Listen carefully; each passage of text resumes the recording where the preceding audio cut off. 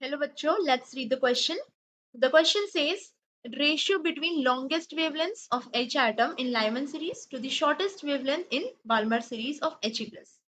तो बेसिकली की कंसेप्ट क्या हो जाएगा हमारे इस क्वेश्चन का? की कंसेप्ट हमें पता होना चाहिए Rydberg's equation. Now what Rydberg's equation says is that 1 by lambda is equals to R into Z square. R is Rydberg's constant multiplied by 1 by n1 square minus 1 by n2 square, where n1 and n2 are initial and final state of the electron respectively.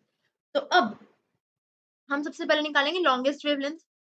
तो हम क्या लिख सकते हैं 1 by lambda long is equal to R Z square, that is H atom के लिए हमें निकालना है तो 1 square, atomic number 1 है, multiplied by 1 by 1 square minus 1 by, अब फाइनल स्टेट इसका क्या हो जाएगा हमें पता है लॉन्गेस्ट वेवलेंथ के लिए. फॉर लॉन्गेस्ट वेवलेंथ हमारा n2 क्या हो जाएगा, n2 will be nothing but 2, so 1 by 2 square.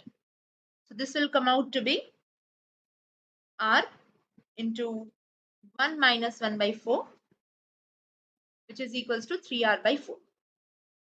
तो इसका मतलब हमारा लैम्डा लॉन्ग निकल के आ जाएगा 4 by 3R.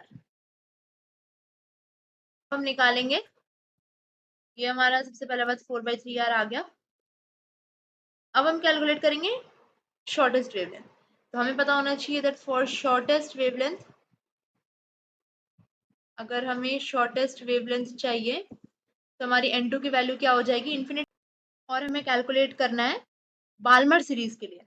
बाल्मर सीरीज के लिए करना है तो हमारी n1 की वैल्यू भी क्या हो जाएगी, n1 will not be 1 this time, n1 will be 2.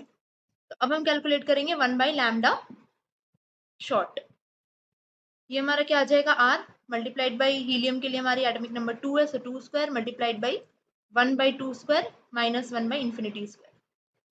तो ये हमारा निकल के आ जाएगा R multiplied by 4 multiplied by 1 by 4 minus 0, which is equals to R. तो हमें निकालना था ratio. We were asked to calculate the ratio. तो रेशियो क्या हो जाएगा हमारा lambda long by lambda short. यहाँ पे हमारा 1 by लैम्डा शॉर्ट आया था, तो this implies lambda short is nothing but 1 by R. तो जब अपनी वैल्यूज पुट करेंगे यहाँ पे, लैम्डा लॉन्ग आया था हमारा 4 by 3R और लैम्डा शॉर्ट 1 by R. तो हमारी वैल्यू यहाँ पे रेशियो निकल के आएगी 4 by 3, which is the final answer for this question. 4 by 3. So this is option number A. I hope you understood the concept. All the best.